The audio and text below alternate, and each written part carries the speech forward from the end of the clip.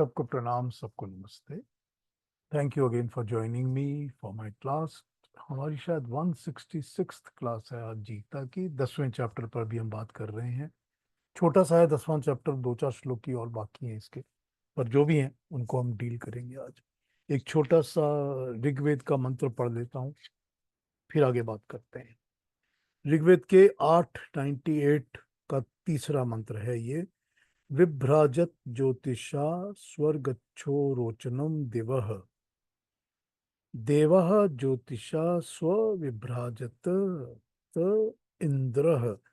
इंद्र ने ज्योतिषा ज्योति से प्रकाश के द्वारा स्वप्रकाशमान पदार्थों को विभ्राजत भाज्री दीप्तौ उद्दीप्त प्रकाशमान करते हुए रोचनम दिव अगच्छ। रोचनम रुचि दीप्तौ उद्दीप्त प्रकाश से परिपूर्ण दिवह द्यूलोक से रोशनी करते हुए पहुंचाया है। सीधा सा अर्थ होता है कि इंद्र ने स्व को अर्थात स्व प्रकाश को, उन पदार्थों को जो प्रकाश स्वरूप हैं, उन्हें अपने प्रकाश से प्रकाशित करते हुए स्व अगच्छ चले गए, अग्रिम खंडों में आगे चलते हुए। इसका अर्थ हुआ कि जिन पदार्थों को हम स्व प्रकाश या प्रकाशमान रूप समझते हैं, उन्हें परमेश्वर ऐश्वर्यवान परमात्मा अपने प्रकाश से प्रकाशमान करते हैं। जैसे सूर्य स्व प्रकाश है, परमेश्वर भगवान इंद्र ने सूर्य चंद्रमसौ धाता यथा पूर्व कल्पयत, सूर्य और चंद्र को पूर्व की तरह ही बनाया। यहाँ यही मतलब होता है कि स्व प्रकाश सूर्य को प्रभु ने अपनी ज्योति से प्रकाश दिया। यहाँ पर यह समझना चाहिए कि जो प्रकाश होता है वो दो प्रकार का तो होता ही है, एक भौतिक प्रकाश और एक आध्यात्मिक प्रकाश। प्रभु भौतिक प्रकाश का स्रोत तो सूर्य को बनाते हैं, लेकिन आत्मिक प्रकाश का केंद्र सूर्य प्रभु स्वयं स्वयं इंद्र प्रभु ही हमारी आत्मिक प्रकाश का केंद्र है। अब यहाँ पर यह बात है कि जो प्रकाश या स्व या जो भी है, उसको हम ये समझते हैं कि जितनी भी प्रकाशमान चीजें वस्तुएं हैं, सब परमात्मा ने, प्रभु ने ही बनाई है। सबकी ज्योति, सबका प्रकाश वो ईश्वर ऊपर वाला ही दे रहा है, उस परमात्मा ने ही दिया है। और वो जो प्रकाश करने वाली उसकी शक्ति है, उसी को हम इंद्र कहते हैं। तो ये इंद्र से ही उन्होंने सूर्य चंद्र सबको प्रकाशमान बनाया है। और उसी तरह से जैसे कि दुनिया में प्रकाश फैलता है, जिसको हम फिजिकल या भौतिक प्रकाश कहते हैं, जो आध्यात्मिक हमारे अंदर का, हमारी स्पिरिचुअल प्रकाश होता है, हमारे माइंड का हमारे अंदर प्रकाश होता है, वो भी परमात्मा इंद्र ही प्रकाशित करते हैं। ये इस मंत्र का छोटा सा अर्थ है जिसको हमने आज पढ़ा है। अब हम 10वें चैप्टर में देख रहे हैं कि भगवान कृष्ण अपनी बात फिर से वही रख रहे हैं जो पहले उन्होंने की थी। जो उन्होंने पहले की थी उस बात को वो थोड़ा सा और इन डिटेल्ड समझा रहे हैं अपने इसी चैप्टर के अंदर।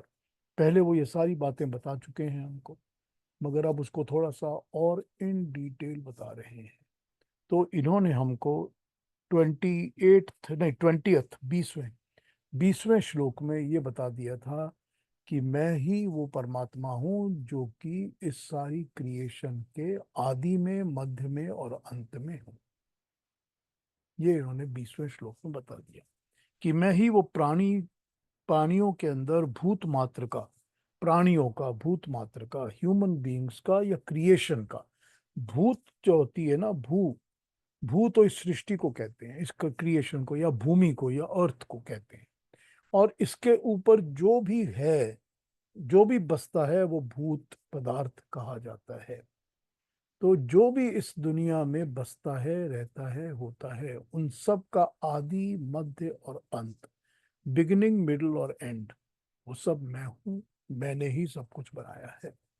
अब इसी चीज को हमने पिछले हफ्ते भी देखा था कि जब वो आदि, मध्य और अंत कहते हैं और ये तीन ही बातें करते हैं, इसके अलावा नहीं करते, तो हमको समझ में आ जाता है कि ये ब्रह्मा, विष्णु और महेश की बात कर रहे हैं।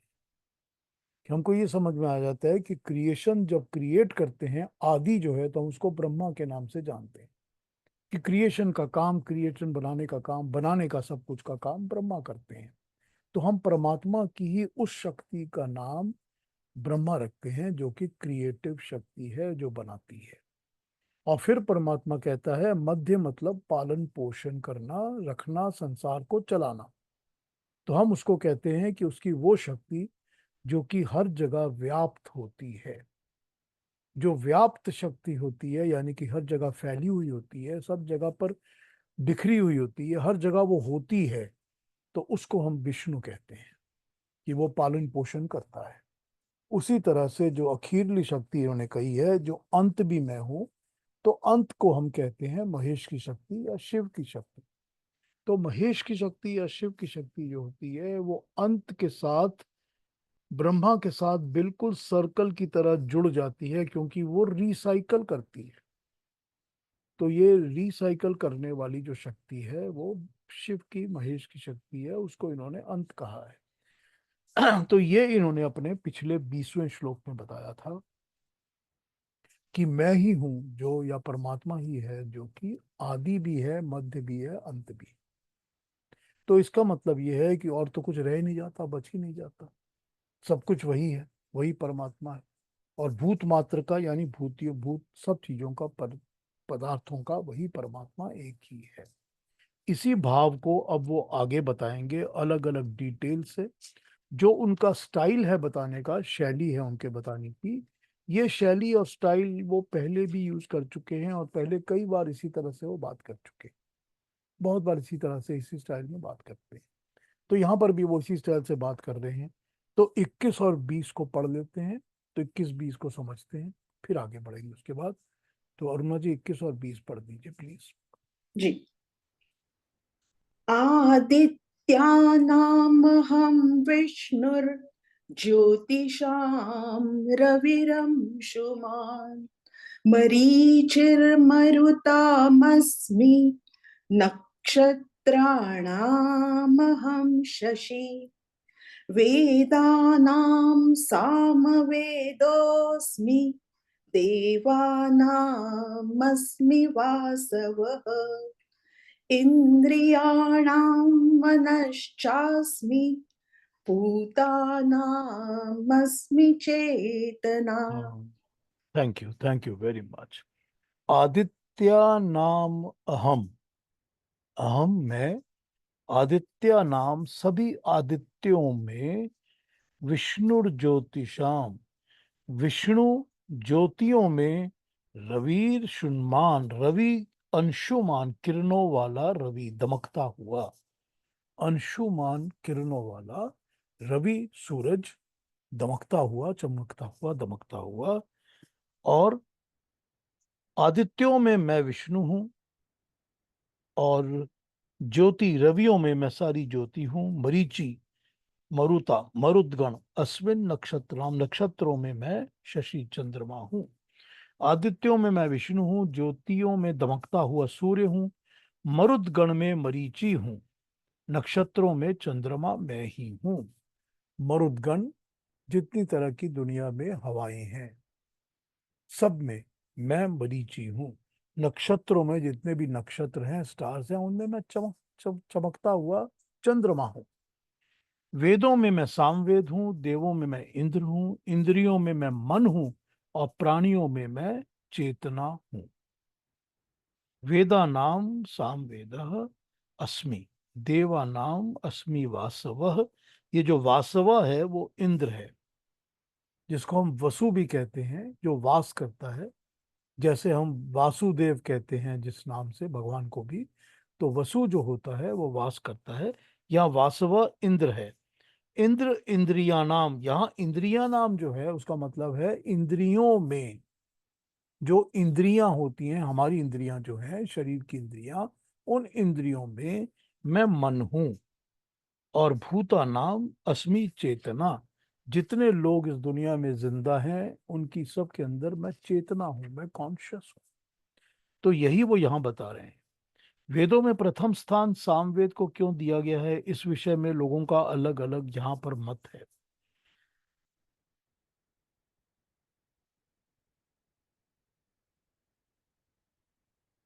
कुछ विद्वानों का कहना है कि मनु ने सामवेद की ध्वनि अशुचि कहा, इसीलिए सामवेद को प्रधानता दी गई है।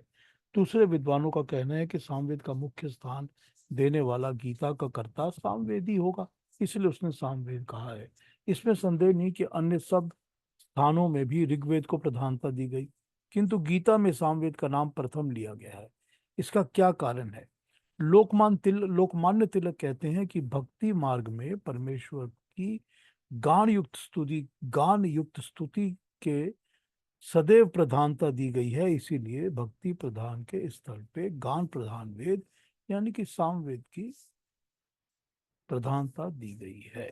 ये बिल्कुल सच है। यहाँ पर ये सच ये है कि यहाँ पर इन्होंने जो कहा है कि वेदों में सामवेद मैं हूँ, मैं दूसरी ट्रांसलेशन पढ़ता हूँ कि सामवेद मैं हूँ, तो ये जब वो ज्ञान की बात करते हैं, जब वो ज्ञान का चैप्टर पढ़ रहे होते हैं, तब वो वेदों में ऋग्वेद कहते हैं, क्योंकि उस वक्त ज्ञान की बात हो रही होती है तो ऋग्वेद की बात होती है। इस वक्त यहाँ पर भक्ति और परमात्मा की बात हो रही है स्तुति की, तो वो कहते हैं वेदों में सामवेद मैं हूँ, क्योंकि सामवेद जो है वो भक्ति का वेद है, वो प्रार्थना का, भक्ति का, प्रभु को याद करने का वेद है सारा का सारा। तो इसीलिए यहाँ पर ये यूज किया गया है। बाकी ट्रांसलेशंस पढ़ते हैं, फिर आ जाते हैं इसके ऊपर वापस। 21, 22, 20। I am Vishnu among the 12 sons of Aditi. Aditi के 12 पुत्रों में मैं विष्णु हूँ। And the radiant sun among the luminaries. I am the glow of the Marut, the 49 types of wind gods, and moon among the lord of all the stars. Among the Vedas, I am Samveda. Among the gods, I am Indra. Among the organs of perception, that is senses, I am the mind. I am the consciousness, life energy of all living beings. ठीक है, proper translation है अच्छी। और भी देख लेते हैं। आदित्यों में मेरा स्थान विष्णु का अर्थात सौर मंडल सहित सूर्य का है। वह ग्रह उपग्रहों से युक्त होने के कारण यज्ञ रूप करके देखना हो तो मेरा स्थान ओ सॉरी वह ग्रह उपग्रहों से युक्त होने के कारण यज्ञ रूप अर्थात संगठन रूप है। और यदि चमकदार पदार्थों को पृथक पृथक करके देखना हो तो मेरा स्थान पूर्ण किरण प्रसार युक्त रवि का है। मरुतों में अर्थात सूर्य के मेघ के साथ युद्ध करने वाले सैनिकों में मरीचि पावन वेग उत्पन्न करने वाला सूर्य किरण हूँ, जिससे मेघ छिन्न भिन्न हो जाता है, और नक्षत्रों में मैं चंद्रमा हूँ। देखिए कैसी ट्रांसलेशन की है। ये कहते हैं कि जो संगठन करता है, एक साथ रखता है हर चीज को, सौर मंडल यानी कि पूरी क्रिएशन, पूरे एटमॉस्फेयर के अंदर, उस सौर मंडल के अंदर जो सब चीजों को एक एक तरह रखता है, ग्रह उपग्रह सब कुछ, यानी कि स्टार्स को भी, प्लैनेट्स को भी, हर चीज को, वो मैं हूं, तो वो है विष्णु। और जो चमकदार पदार्थों को पृथक पृथक देखना हो, अगर अलग अलग देखना हो, तो मेरा स्थान पूर्ण किरण प्रसार युक्त रवि का है। और अगर अलग अलग सब चीजों को देखना हो तो जो सूरज है, सबसे ज्यादा रोशनी उसी की है, तो मैं सूरज हूं, क्योंकि मैं सबसे ज्यादा रोशन हूं। और फिर ये बताते हैं कि मरुतों में अर्थात सूर्य के मेघ के साथ युद्ध करने वाले, अब सूर्य के साथ मेघ, बादलों की जो हमेशा लड़ाई होती है, युद्ध होता है, वॉर होता है, उसमें मैं मरुत हूं। मरुत वो वाला वेग होता है पवन का, जो कि सूर्य की किरणों से उत्पन्न करने वाली चीजों को लेकर बादलों को छिन्न भिन्न कर देता है, अलग अलग कर देता है। क्योंकि जब बादल अलग अलग होते हैं, टूटते हैं, तभी बरसात होती है। तो मैं वही हूँ, वही मरीची हूं। मैं यही काम करता हूँ। वेदों में सामवेद हूँ, जिसमें ज्ञान और रस दोनों हैं। देवों में वासव अर्थात राष्ट्र के सब वसुओं निवासियों द्वारा चुना गया राजा हूँ। वासव, वासव जो कि दुनिया, राष्ट्र के सभी वसु, जो किसी देश के रहने वाले जो लोग होते हैं, जो वहां बसते हैं, जो बसते हैं, वो वहां के वसु हैं। उनका चुना हुआ जो राजा होता है वो होता है वासव। तो मैं वो वासव हूं जो कि किसी भी मुल्क में उनके चुना हुआ राजा हूँ, वहां के रहने वाले लोगों का। इंद्रियों में मन हूँ तथा प्राणियों में मैं चेतना हूँ। अर्थात जिस प्रकार वेदों में सामवेद श्रेष्ठ है, राजाओं में प्रजा द्वारा चुना हुआ राजा वो श्रेष्ठ होता है, इसी तरह वन में इंद्रियों में मन श्रेष्ठ है और प्राणियों में प्राण देने वाली चेतना। इसी प्रकार मैं ब्रह्मांड का सार हूँ। कितनी अच्छी अच्छी डेफिनेशन है, अलग अलग ट्रांसलेशन, क्या मजा आता है इसको देखने। एक और देखता हूँ क्या कह रहे हैं ये। अदिति के 12 पुत्रों में विष्णु, प्रकाश देने वाला सूर्य, वसुओं में मरीचि और नक्षत्रों में मैं चंद्र मैं ही हूँ। वेदों में सामवेद, देवों में इंद्र, इंद्रियों में मन और प्राणियों में चेतन मैं ही हूँ। नंबर 10। गीता के प्रवक्ता संसार की अलग अलग विभूति युक्त पदार्थों की गणना करा रहे हैं। इसका आशय है उनमें परमात्मा की विशेष शक्ति क्या क्या है। चेतना जीवन को प्रकट करने वाला गुण है। यह परमात्मा द्वारा प्राण के कारण है। अथर्ववेद में कहा है प्राणाय नमो यस्य सर्वमिदं यशे। अर्थात प्राण सब प्राणियों का स्वामी है और उसमें प्रतिष्ठित है। यही चेतना का कारण परमात्मा कहा है। क्योंकि जब तक प्राण नहीं आते तब तक तो कोई चेतना नहीं आती। और जो चेतना होती है यानी कि जो कॉन्शियसनेस होती है, अवेयरनेस होती है, उसको प्राण ही शरीर में लेकर आते हैं। और प्राण का देने वाला प्राण स्वरूप परमात्मा है। तो परमात्मा इस तरह से हर प्राणी के अंदर चेतना का सोर्स है। इंद्रियों के अंदर मन वही है, जो मन जो होता है वो हर इंद्रिय को कंट्रोल करता है। सब इंद्रियां मन के ही हिसाब से काम करती हैं।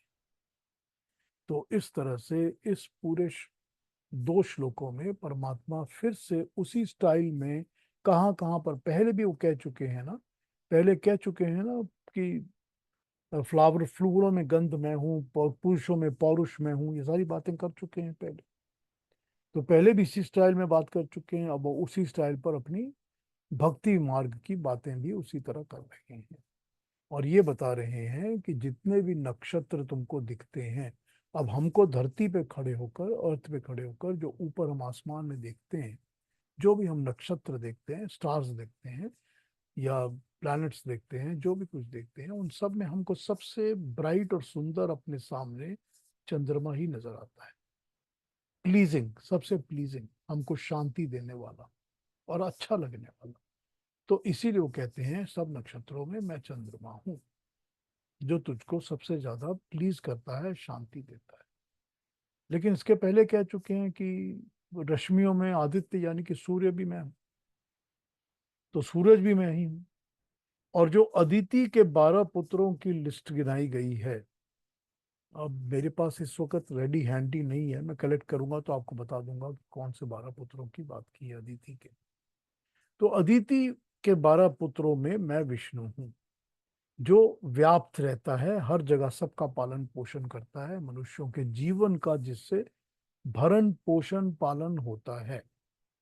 जो भी जिंदा लोग हैं उनका जो पालन पोषण होता है, जैसे वो जिंदा रहते हैं, उनका दुनिया जो चलती है उनकी, वो सब देने वाला मैं हूँ, मैं विष्णु। तो इसी तरह से भगवान कृष्ण यहाँ पर अपनी अलग अलग खूबियों को बता रहे हैं। और सामवेद का बताने का कारण तो वही है कि वो भक्ति और रस से भरा हुआ वेद है, तो इसीलिए सामवेद की बात यहाँ की गई है। तो जो भी चीजें हैं जो परमात्मा ने अपने स्वरूप से बनाई हैं वही बता रहे हैं कि सब कुछ उस परमात्मा की क्रिएशन, उसके स्वरूप से ही बना हुआ है। तो ये प्रभु के द्वारा जो बनाई हुई सृष्टि हम देखते हैं, क्रिएशन हम देखते हैं, इस क्रिएशन के अंदर जो भी चीज है जो कि जीवित है या गतिमान है या जिसमें भी प्राण है, वो सब परमात्मा की शक्ति से ही काम कर रहा है। तो उसमें अब वो भी आ जाता है कि जो वायु है उसमें भी जो शक्ति है वो शक्ति मेरी ही है। और फिर जो जो भी और भी भौतिक वस्तुएं हैं, फिजिकल चीजें हैं, जिनमें जो भी शक्ति है वो सारी शक्ति मेरी ही है। ठीक है, तो आगे बढ़ जाएं आके कि ये 21-22 के बारे में कुछ पूछना हो, कुछ कहना हो तो कह लीजिए, नहीं तो आगे बढ़ जाता हूँ। ये 23-24 को भी पढ़ लेते हैं, वो भी उसी तरह से वही सारी बातें हो रही हैं, पर कुछ पूछना है, कहना हो तो कह लीजिए, पूछ लीजिए।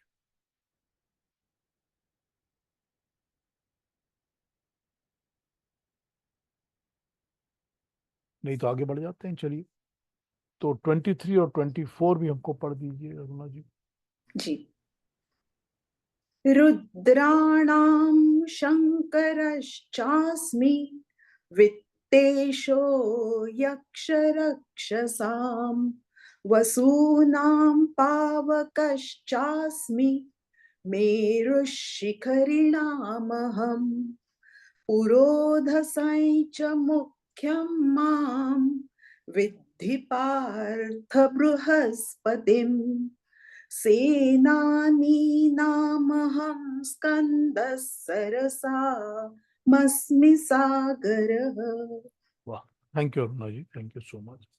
मैं एक रिक्वेस्ट करूंगा, पहले भी कहा था शायद मैंने, जिसके जिसके पास भी कोई भी गीता हो किसी भी तरह की, तो वो इन कम से कम श्लोकों को साथ पढ़ लिया करें। जैसे अरुणा जी जब बोलती हैं तो उसके साथ पढ़ लिया करें। पढ़ लेंगे तो आपको अच्छा लगेगा और समझने में भी आसानी होगी, क्योंकि आप वर्ड्स, अक्षरों को समझ सकेंगे। तो लिखा हुआ अक्षर पढ़ के समझने में इजी हो जाता है। तो 23 में वो बता रहे हैं, रुद्राणाम शंकर च, और सब रुद्रों के अंदर मैं शंकर हूँ, महादेव हूँ। और अस्मि वित्तेशः कुबेर, वित्तेश का मतलब होता है कुबेर, जो वित्त का ईश्वर है। वित्त मतलब फाइनेंस, धन, पैसा। जो वित्त का ईश्वर होता है उसको वित्तेश कहते हैं। तो वित्तेश को हम कुबेर कहते हैं नॉर्मल अपनी लैंग्वेज में। यक्ष राक्षसाम, यक्षों और राक्षसों में मैं कुबेर हूं। वसु नाम, वसुओं में अग्नि मैं हूं। और मेरु, मेरु पर्वत की शिखा, यानी कि पर्वतों में मैं मेरु हूं। तो यहां ये कह रहे हैं, रुद्रों में शंकर मैं हूं, यक्षों और राक्षसों में कुबेर मैं हूं, वसुओं में अग्नि में हूं, पर्वतों में मेरु में हूं। अगले श्लोक पे कहते हैं, हे पार्थ, पुरोहितों में मुख्य बृहस्पति मुझको ही समझ। सेना नायकों में स्कंद यानी कि कार्तिकेय मैं हूं। जलाशयों में समुद्र मैं हूं। अब यहां पर अम, पुरोहितों में मुख्य पुरोहित यानी बृहस्पति, सब पुरोहितों में मुख्य बृहस्पति कहा जाता है, क्योंकि बृहस्पति जो होता है वो सबसे स्ट्रॉन्गेस्ट नक्षत्र माना जाता है, सबसे बड़ा और सबसे स्ट्रॉन्गेस्ट।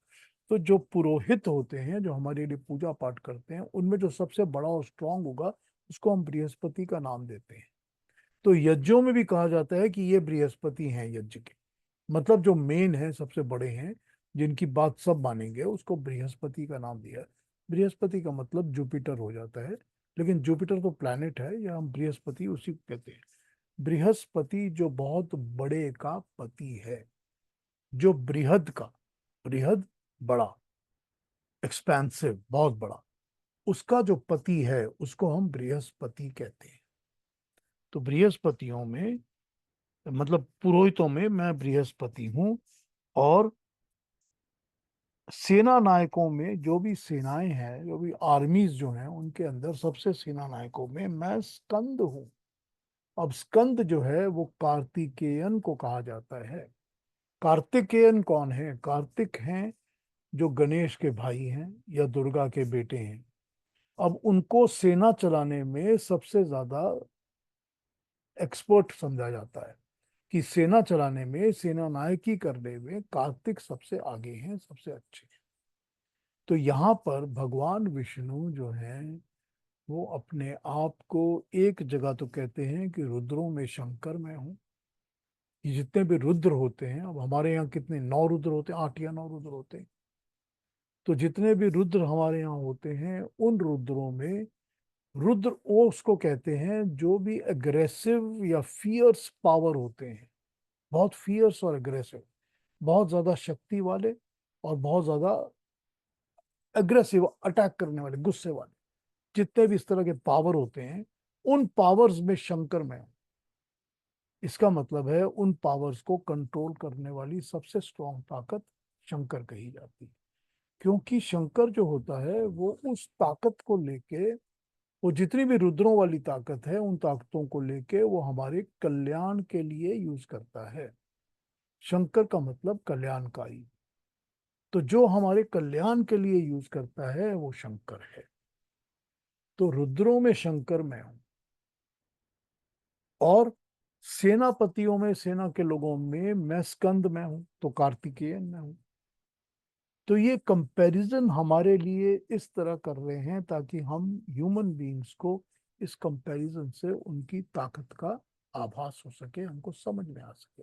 क्योंकि हम कहीं ना कहीं तो पैरेलल ड्रॉ करते हैं हर चीज का। तो हम जब पैरेलल ड्रॉ करके ही समझते हैं कि ये तो ऐसा हो गया, वैसा हो गया। जब ऐसा वैसा को हम पैरेलल से ड्रॉ करके देखते हैं तो हमको ये पैरेलल से ही बातों को यहाँ पर समझा रहे हैं। जलाशयों में, समुद्र में हूँ, जितने भी तालाब होते हैं, पानी की जगहें होती हैं जहाँ पानी जमा होता है, उन सब के अंदर समुद्र में हूँ। तो समुद्र से बड़ा तो कोई जलाशय होता नहीं। तो जलाशयों में समुद्र में हूँ। आइए इसके दूसरी ट्रांसलेशन भी देख लेते हैं। अमंग द 11 रुद्रास, हाँ 11 रुद्र होते हैं। Among the 11 Rudras the gods of destruction, यहां पर लिखा है रुद्रों को God's of destruction. I am Shiva. Among the Yakshasas and Rakshasas, I am the Lord Kubera. Among the 8 Vasus, 8 Vasu होते हैं, I am the God of fire. And among the mountains, I am the Meru. अब मेरू पर्वत कहते हैं उस पहाड़ को जो कि पर्वतों में सबसे ज्यादा ऊंचा या सबसे बड़ा या सबसे महान माना जाता है। उसको मेरू पर्वत कहते हैं।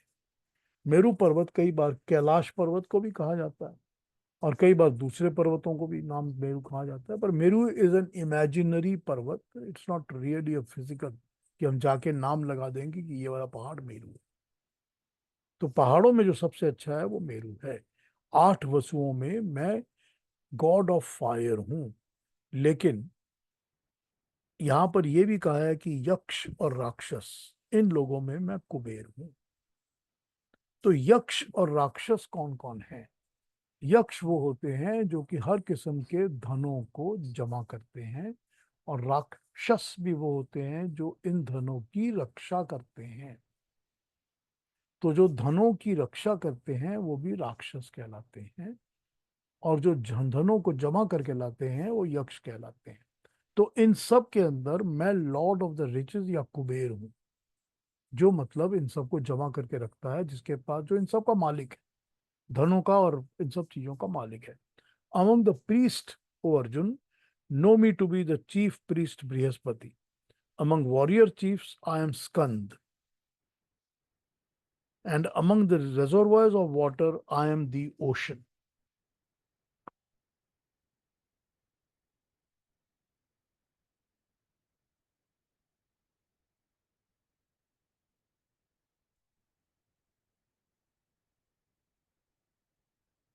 रुद्रों अर्थात सैनिकों में मैं शांति रक्षक सैनिक हूँ। गुटबंदी करने वाले तथा पहरेदारों में मैं राष्ट्र के धन का पहरेदार हूँ। वसुओं में मैं अग्नि हूँ, ऊंचे शिखर वाले पर्वतों में मैं मेरु हूँ। मुझे किसी राष्ट्र के पुरोहितों में बृहस्पति अर्थात प्रधान पुरोहित, राजगुरु समझ। सेनापतियों में मुझे स्कंद अर्थात तीव्र गति से प्रथम आक्रमण करके सदैव विजय पाने वाला सेनापति जानो। जलाशयों में मुझको सागर समझो। अब स्कंद का अर्थ इन्होंने क्या किया है? इन्होंने स्कंद का अर्थ किया है कि तीव्र तीव्र तीव्र गति से प्रथम आक्रमण करके सदा विजय पाने वाला सेनापति। फास्ट स्पीड के साथ फर्स्ट अटैक जो करता है, पहले अटैक जो करता है, और हमेशा विक्ट्री पाता है। सो एक तो फास्ट स्पीड, एक पहला आक्रमण, फर्स्ट फर्स्ट अटैक, और फिर ऑलवेज विक्ट्री। वो उसको स्कंद कहते हैं, और जलाशयों में मुझको सागर समझ। कहाँ कहाँ से इक्वेशंस इक्वल्स ड्रॉ करते हैं भगवान, और कैसे कैसे अपनी बात को समझाते हैं। एकादश 11, रुद्रों में शंकर, यज यक्ष और राक्षसों में कुबेर, वसुओं में अग्नि, पर्वतों में मेरु पर्वत मैं हूँ। पुरोहितों में मुख्य पुरोहित यानी बृहस्पति मुझको समझ, और सेना नायकों में मुख्य स्कंद, तथा जलाशयों में सागर मैं ही हूँ। वसु का अर्थ है वो पदार्थ जो यज्ञ रूप संसार में है। इनमें अग्नि सबसे अधिक विभूति युक्त वसु है। अपनी यानी कि इस दुनिया में, इस संसार में जो भी पदार्थ हैं, जो भी ऐसे चीजें हैं जो कि हमको कल्याण देती हैं, हमारा भला करती हैं, और जो हम यूज करते हैं ताकि उससे भला हो या सबका भला हो, तो वो हो जाती हैं यज्ञ रूपी संसार में यूज करने वाली पदार्थ, उनको वसु कहते हैं। तो इसमें सबसे सबसे ज्यादा विभूति युक्त, सबसे ज्यादा फायदेमंद वो होती है जो कि अग्नि वाली होती है, जिसमें फायर होती है या जिसमें एनर्जी होती है। तो जो भी एनर्जी वाली होती है वो अग्नि वाली वस्तु है। अपनी अपनी श्रेणी में सबसे अधिक गुणशील पदार्थों में परमात्मा की विशेष शक्ति है, ऐसा यहाँ वर्णन किया गया है। यहाँ स्मरण रखना चाहिए कि इन पदार्थों में विभूति परमात्मा की मानी है। ये पदार्थ स्वयं परमात्मा नहीं है, इनमें परमात्मा की विभूति शक्ति मानी है। ये खुद पदार्थ परमात्मा नहीं बन जाते। सब पदार्थों का संगठन और सब प्राणियों की कार्य शक्ति तो परमात्मा की ही दी हुई है। वो शक्ति उन पदार्थों में बहुत अधिक होती है, इसी कारण वे पदार्थ अथवा प्राणी विशेष विभुक्ति युक्त दिखने लगते हैं। तो जो विशेष दिखने लगे, खास लगे, स्पेशल लगने लगे, वो सब कुछ यहाँ पर परमात्मा ने ये कह के समझाया है कि ये सबको तू मैं समझ। तो तेरे इमेजिनरी वर्ल्ड में जो भी तू समझता है कि ये चीज बहुत ज्यादा सबसे अच्छी है, ये कि जितने भी पहाड़ों का नाम लिया जाता है उनमें मेरू पर्वत सबसे अच्छा है। जब पानी की वाटर बॉडीज का नाम लिया जाता है, तालाबों का, जलाशयों का, तो समुद्र सबसे बड़ा है, तो मुझको तू समुद्र समझ। अब इस तरह से ये अपनी सारी बातें इस चैप्टर में एक एक करके रख रहे हैं, कंपैरेटिव्स ड्रॉ कर करके, कि परमात्मा की शक्ति को तू किस तरह समझ। जब इस तरह से तू समझना शुरू करेगा कि जो भी चीज है जो सबसे अच्छी, जो भी तेरे को आइडियल दिखती है, जहां पर भी तेरे को एनर्जी सबसे ज्यादा नजर आती है, जो भी तुझको ऐसा नजर आता है कि ये तो राजाओं में राजा है, जो भी ऐसे नजर आते हैं, वो सब में तुझको ये समझना चाहिए कि वो सब परमात्मा का स्वरूप है। तो जब तू सबको परमात्मा का स्वरूप समझेगा, तभी तेरे अंदर भक्ति जागेगी, और तू परमात्मा को सब में देखने लगेगा और पहचानने लगेगा। तो यहाँ पर इस भाव से ही इन सारी बातों को समझाया गया है। तो इसके बारे में अगर कुछ पूछना हो अब भी तो पूछ लीजिए, नहीं तो फिर आगे बढ़ जाते हैं। हमने 23 और 24 किए हैं। अब इसमें पुरोहितों में बृहस्पति कहा है, तो बृहस्पति का मतलब वही होता है कि जो इम्पोर्टेंट और सबसे मेन पुरोहित होता है, वो पुरोहित जो हमारे हित के लिए काम करता है। हमारा हित, हमारा फायदा, तो जो हमारे फायदे के लिए काम करता है उसको हम पुरोहित कहते हैं। तो पुरोहित वो होते हैं जो पूजा पाठ यज्ञ वगैरह सब काम करवाते हैं। वो भी इसीलिए कराते हैं ताकि हमारा फायदा हो। तो जो हमारे फायदे के लिए कराते हैं उन सब में मैं बृहस्पति हूँ। उन सब में सबसे बड़ा, सबसे मेन मैं हूँ। और यक्षों में और राक्षसों में कुबेर मैं हूँ। वसुओं में यानी कि जो भी चीजें वसु हैं, जो इस पृथ्वी में जो भी चीजें बसी हुई हैं, उनमें अग्नि मैं हूँ, एनर्जी मैं हूँ। हम तो हर चीज को तभी अच्छा समझते हैं जब उसमें कोई एनर्जी होती, तभी हमारे फायदे की और काम की होती है। पर्वतों में मेरु मैं हूँ। और फिर ये अपने आप को सेना नायकों में स्कंद कहते हैं। स्कंद का भी आपने अर्थ किया था, जो सबसे पहले अटैक करता है और सबसे स्ट्रांग अटैक करता है, और पहला आक्रमण वही करता है और जीत के आता है। और जलाशयों में मैं समुद्र हूँ। तो यहाँ तक 24 तक तो ये उन्होंने समझाया है। इसमें कुछ पूछना कहना हो तो पूछ लीजिए। ये बृहस्पति को ये औषधि का भी कहा जाता है ना? नहीं, वो देखिए जो वर्ड होता है ना बृहस्पति, हाँ हाँ। उसकी अलग अलग एप्लीकेशन हो जाती है ना। अच्छा। नहीं, वैसे बृहस्पति को कहते हैं ना कि औषधि का निर्माण भी इन्हीं के द्वारा होता है। नहीं तो वही बात हुई ना, जो भी चीज बड़ी है और बहुत विराट है और विशाल है वो बृहद है। और बृहद। उन बृहद चीजों का जो पति है वो बृहस्पति है। ओके। तो बृहस्पति तो एक एडजेक्टिव है ना, एक वर्ड है जो डिस्क्राइब करता है किसी एक कैपेसिटी के क्वालिटीज को, इंसान को या देवताओं को या जो भी आप कहें उनको ये रिप्रेजेंट करता है। तो ओके। उसी का हमने नाम बृहस्पति रख दिया है। तो किसी भी जगह जब ये वर्ड आता है तो उसी तरह समझना चाहिए कि यहाँ पर बृहस्पति क्यों कहा गया। ओके। ठीक है ना। अब जी। जितने भी प्लैनेट्स हैं, इन प्लैनेट्स में सबसे बड़ा प्लैनेट, प्लैनेट बृहस्पति। सबसे बृहद प्लैनेट जो है, उस बृहद प्लैनेट का मालिक जो है, वही मालिक है हम सब प्लैनेट्स का। सारे प्लैनेट्स का मालिक वही है क्योंकि सबसे बड़ा है। तो ये भी कहा जा सकता कि नक्षत्रों में या प्लैनेट्स का राजा जो है वो बृहस्पति, उसका नाम फिर हम प्लैनेट राजा रख देते। तो इसीलिए हमने उसका बृहस्पति नाम रखा हुआ है क्योंकि वो बृहद पति है। तो कहीं भी ये वर्ड जब आता है बृहस्पति तो उसी तरह समझना पड़ेगा। Thank you Piyush. हाँ जी, कुछ पूछना है 23 24 के बारे में या कुछ कह। बहुत अच्छे लगे और बहुत सिंपल और बहुत अच्छे उसमें थे। देखिए, सिंपल और अच्छे नहीं होंगे तो हम और आपके लेवल पर जो वो इंसान डीप, है हाँ।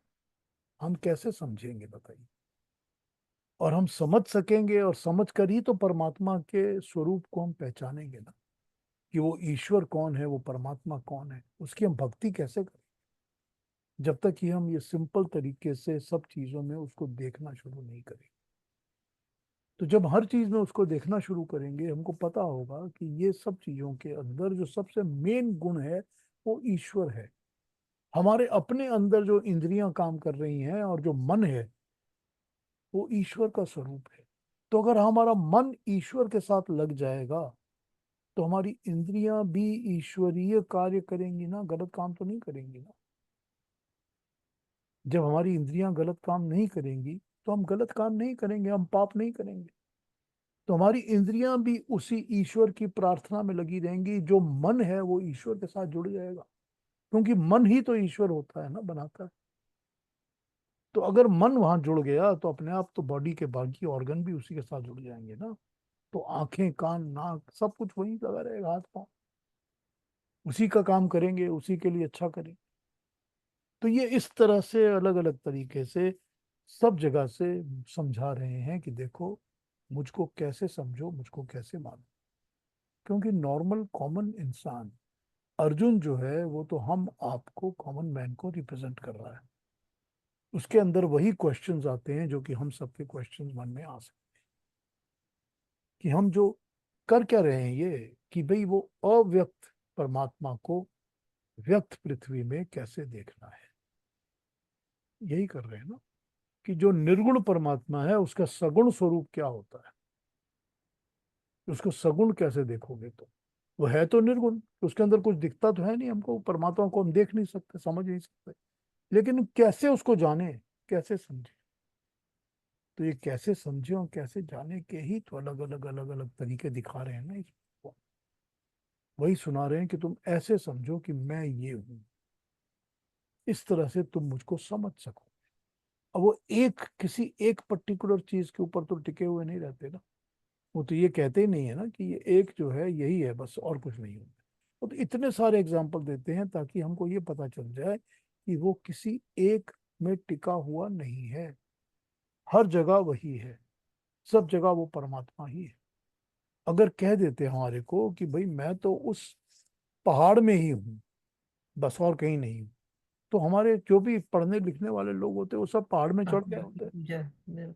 पहाड़ पे खड़े हो गए होते, पहाड़ों में ही चढ़ के बैठे गए होते। ये तो वो कहते ही नहीं, वो तो कहते सब जगह मैं हूँ, मुझको हर जगह देखो, हर तरफ अलग अलग जगह मुझको देखो, कोई एक जगह देखने की जरूरत ही नहीं है। तो सब कुछ तो मेरा ही बनाया हुआ है ना। तो वो इस तरह से रिप्रेजेंट होकर अपने आप को यहाँ पर समझा रहे हैं कि कहाँ पर क्या है। और सिर्फ फिजिकल नहीं समझा रहे हैं, जब वो आध्यात्मिक यानी कि नॉन फिजिकल चीजों की भी बातें करते हैं कि जब मैं इंद्रियों में मन हूं तो वो नॉन फिजिकल है, सेनापतियों में मैं स्कंद हूँ। तो अब हमारे यहाँ तो कोई ऐसा है नहीं कि आर्मी का चीफ जो है उसका नाम सेनापति रख देते हैं, कि जो chief general, main general army का है, वो इंचार्ज जनरल जो है वो, उसको हम आर्मी का चीफ कहते हैं। लेकिन यहाँ तो वो सेनापतियों में स्कंद मैं हूँ, तो ये इमेजरी ज्यादा है, ये हमारी सोच की जरूरत ज्यादा है। इसके इसकी जब इसकी बजाय कि हम किसी पर्टिकुलर इंसान के बारे में सोचें, हम इमेजरी के साथ इसको सोचते हैं कि ऐसा ही होना चाहिए, ऐसा होगा वही अच्छा है। और जो ऐसा अच्छा है जो होना चाहिए, वो चाहिए ही में परमात्मा छुपा हुआ। तो हम उसी तरह उस परमात्मा को एक एक एक एक करके छोटे छोटे चीजों में देख देख कर पहचानेंगे, क्योंकि वो हमको वैसे तो दिखेगा नहीं। तो इसी तरह उसको पहचानेंगे, इसी वाया मीडियम के थ्रू। तो कुछ फिजिकल है, कुछ नॉन फिजिकल है, कुछ कॉन्सेप्चुअल है। तो उन सब चीजों से हम उनको समझते हैं। हाँ जी, और कोई कुछ पूछेंगे 23 24 के बारे में? तो आगे चलते हैं। तो आगे ये 25 और 26 भी कर लेते हैं, अभी हमारे पास टाइम तो है। हाँ जी। महर्षीणां भृगुरहं गिरामस्मेकमक्षरम् यज्ञानाय जपयज्ञोऽस्मि स्थावराणां हिमालयः अश्वत्थः सर्ववृक्षाणां देवर्षीणां च नारदः गन्धर्वाणां चित्ररथस् सिद्धानां कपिलो मुनिः। वाह, और थोड़ी सी ऐसी ट्रांस आ गई हमारे पास, अलग अलग comparisons. Thank you Aruna ji, thank you so much. महर्षियों में भृगु मैं हूँ, गिराम वाणी अस्मि मैं हूँ। वाणियों में मुख्य वाणी जो बोला जा सके उसमें अक्षरम या ओंकार प्रभु मैं हूँ। यज्ञों में जप यज्ञ मैं हूँ, स्थावरों में हिमालय मैं हूँ। स्थावर, स्थावरानम, स्थावरों में हिमालय में हूँ। जप यज्ञ में अग्नि में हूँ, यज्ञों में जप यज्ञ में हूँ। सब वृक्षों में पीपल में हूँ। पीपल सब वृक्षों में से अच्छा समझा जाता है, तो उसको यहाँ पर अश्वत्थ कहा है। अश्वत्थ जो टिका नहीं रहता, परमानेंट नहीं होता, वो अश्वत्थ है। पर यहाँ पर अश्वत्थ कहा गया है पीपल के पेड़ को। तो पीपल का पेड़ अश्वत्थ। तो जितने भी पेड़ हैं, जितने तरह के पेड़ हैं, उसमें से अश्वत्थ मैं हूँ। सबसे प्योरेस्ट जो होता है वो अश्वत्थ होता है, पीपल का पेड़ होता है। वो पीपल का पेड़ एक ऐसा पेड़ होता है कि जो हर हर समय उसमें से ऑक्सीजन ही निकलती है, चाहे आप रात को हो चाहे दिन में हो। ऐसा नहीं होता कि उसके अंदर से कार्बन डाइऑक्साइड निकलेगी। उस पेड़ में से हमेशा ऑक्सीजन आपको मिलती है। और पीपल का पेड़ ऐसा पेड़ होता है जिसके अंदर कभी कोई कीड़ा मकोड़ा गंदगी नहीं लगता। कुछ नहीं होती, वो हमेशा प्योर रहता है। तो तभी वो कहते हैं कि वृक्षों में पीपल मैं हूँ, देव ऋषियों में नारद मैं हूँ। अब जितने भी देव और ऋषि हम जानते हैं उनमें नारद मैं हूँ। नारद क्यों कहे उन्होंने अपने आप को? क्योंकि नारद एक ऐसा है जिसको हर किस्म के विद्या हम्म, का ज्ञान है, उसको सारे ज्ञान हैं। जब उसको सारे ज्ञान है, इसीलिए वो सब देवों में ऋषियों में उनके साथ मिलता जुलता घूमता फिरता रहता है, और सबसे वार्तालाप कर सकता है, सबसे डायलॉग कर सकता है, क्योंकि उसको हर किस्म का नॉलेज है। तो देव ऋषियों में नॉलेज में हूँ, गंधर्वों में चित्ररथ में हूँ, सिद्धों में कपिल मुनि में हूँ। इसको समझते हैं, आइए दूसरी ट्रांसलेशन देखते हैं, फिर समझ में आएगी बात और।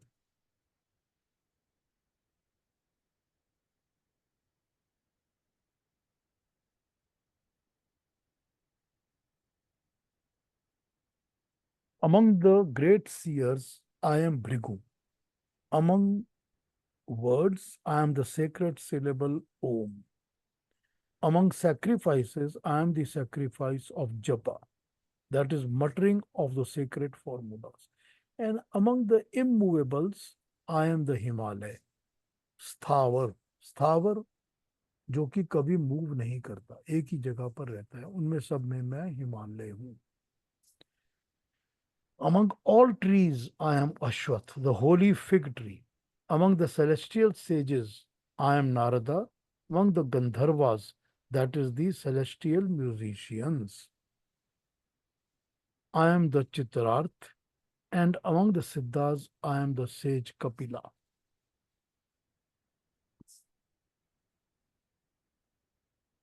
एक मिनट बाद गंधर्व पे और बात करता हूँ आपसे, पहले पढ़ लेता हूँ और क्या क्या है.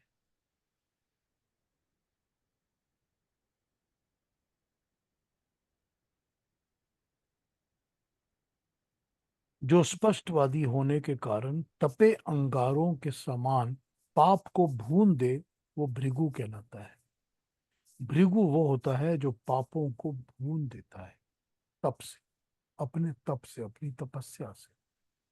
जो उनको पाप, जितने भी पाप होते हैं उनको वो भून देता है, भून दी अपनी अग्नि के अंदर, अपनी तपस्या के अंदर, उसको भृगु कहते हैं. इसीलिए महर्षियों में मैं भृगु हूँ. वांग्मय में मैं अक्षर अर्थात ओंकार हूँ.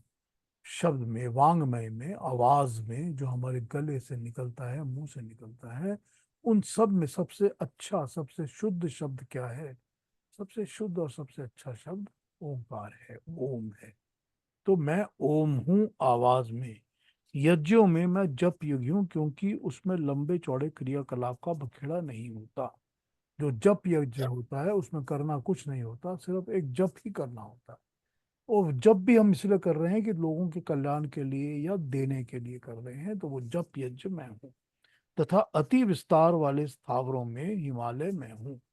जितने भी फैले हुए चीजें हैं जो कि हिलती जुलती नहीं, उनमें हिमालय में हूँ.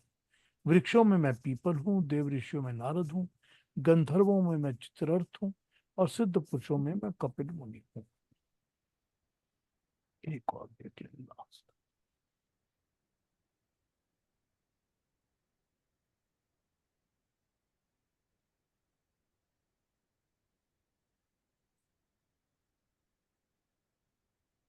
महर्षियों में भृगु, वाणी में अक्षर ओंकार, यज्ञों में जप यज्ञ, स्थावरों पर्वतों में हिमाचल, वृक्षों में पीपल का वृक्ष, देव ऋषियों में नारद, गंधर्वों में चित्ररथ और मुनियों में कपिल.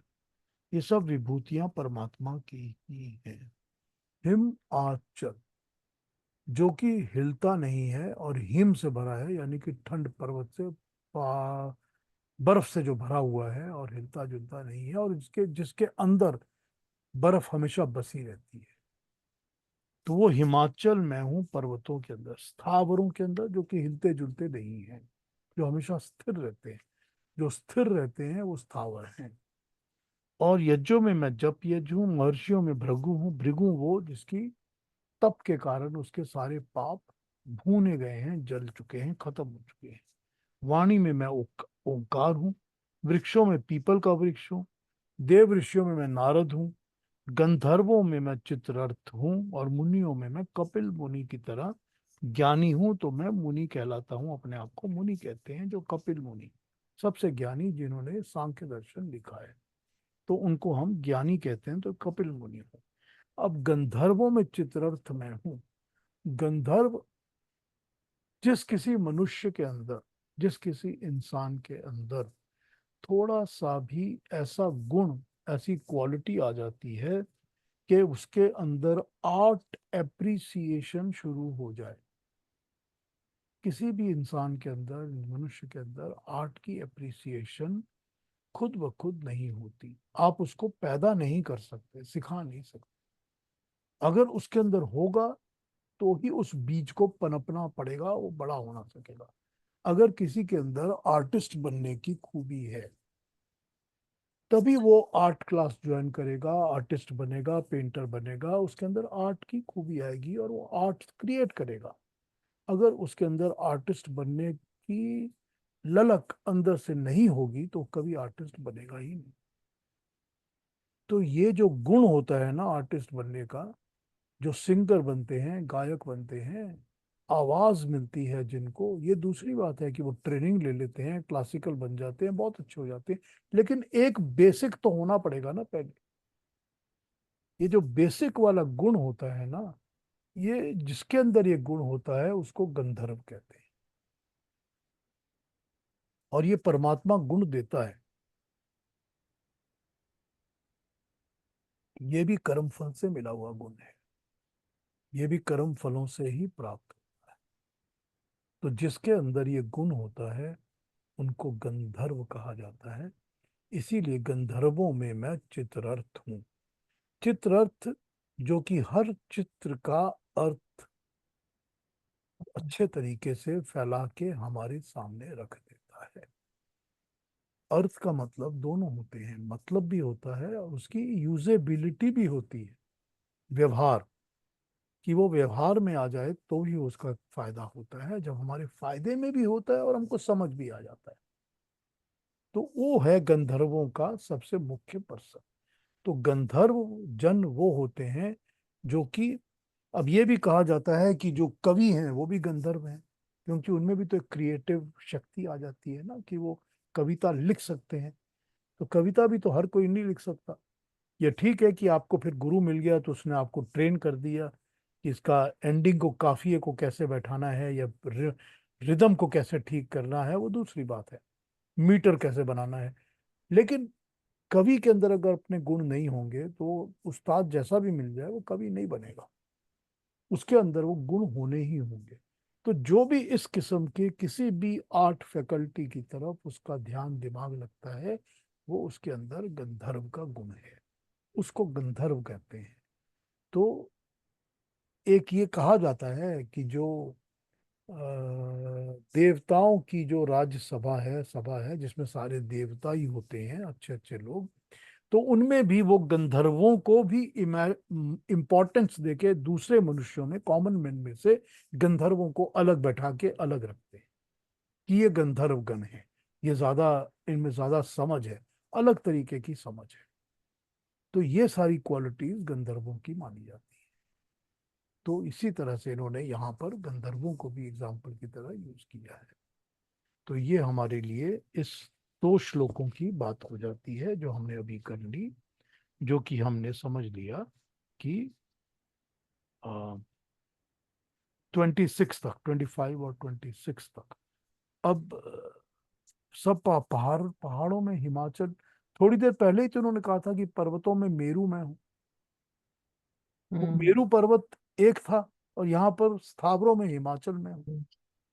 तो ये इस तरह से अपनी इमेजिनेशंस को, हमारे लिए हमारी इमेजिनेशंस को अलग अलग तरीके से यूज करके हमको ये समझा रहे हैं कि किस तरह समझा जाए कि मैं कौन हूँ, परमात्मा कौन है, तुम मुझको कहाँ कहाँ कैसे कैसे देख सकते हो। जब तुम इन सब चीजों में मुझको ही देखोगे, सब चीजों में मुझको ही मानोगे, तो तुमको ये पता चल जाएगा कि हर विशेष चीज के अंदर, हर विभूति के अंदर, क्योंकि इन्होंने अपनी बात तो विभूति से शुरू की थी ना।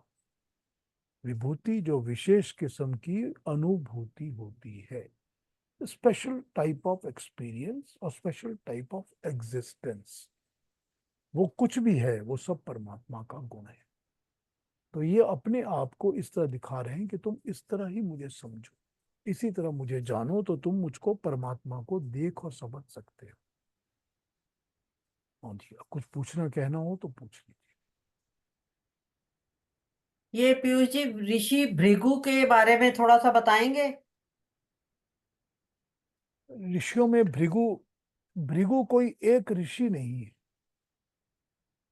जो भी ऋषि होते थे, जिन ऋषियों में बहुत ज्यादा कोई भी ज्ञानी और अच्छी तरह से बातों को समझाने वाले होते थे, जो कि वेद के मंत्रों को अच्छी तरह समझ के समझा सकते थे, उनको भृगु कहा जाता। तो किसी को भी, किसी भी ऋषि को किसी भी अलग अलग टाइम में भृगु की उपाधि दी जा सकती है, कि आपको भृगु कह दिया गया है कि आप तो बहुत ही ज्ञानी हो इस मामले में, तो हम आपको ऋषि की जगह भृगु का नाम देते हैं। तो हम सब में आप भृगु, इस जैसे बृहस्पति हो गया उसी तरह। ओके। जी, और कोई कुछ कहेंगे, कुछ पूछेंगे, कोई कमेंट्स? अरुणा जी कुछ कहेंगी आज? नहीं, ऐसे कुछ सवाल नहीं है मेरे मन में, लेकिन बहुत अच्छा लग रहा है कि जहां जहां अच्छाई है, सुपरलेटिव क्वालिटी है, वहां पे मैं हूँ, ऐसे परमात्मा कह रहा है। बहुत अच्छा लग रहा है। हाँ, क्वालिटी में ही तो हम उसको ढूंढेंगे ना, परमात्मा को। अगर हम नेगेटिव में देखें तो परमात्मा तो नहीं दिखना चाहिए ना हमको। तो नेगेटिव में तो परमात्मा है ही नहीं, वो तो ऑपोजिट है ना। तो ऑपोजिट में कहाँ से परमात्मा दिखे? तो जब हम पॉजिटिव में परमात्मा देखेंगे तभी तो हम पॉजिटिव की तरफ अट्रैक्ट होंगे। जी। वो तो भक्ति की ही बात हो रही है यहाँ। हाँ जी, और कोई बात? तो फिर कल मिले, टुमारो। कल आगे कैरी ऑन करते हैं 26 से आगे, और आगे देखते हैं वो किस किस तरह से अपने आप को कंपैरिजन कर करके समझाते हैं परमात्मा अपने गुणों को। ठीक है ना? तो जी। कल संडे सेम टाइम कल मिलते हैं। जी। नमस्ते। नमस्ते। नमस्ते। सबको सबको नमस्ते, सबको प्रणाम। Thank you.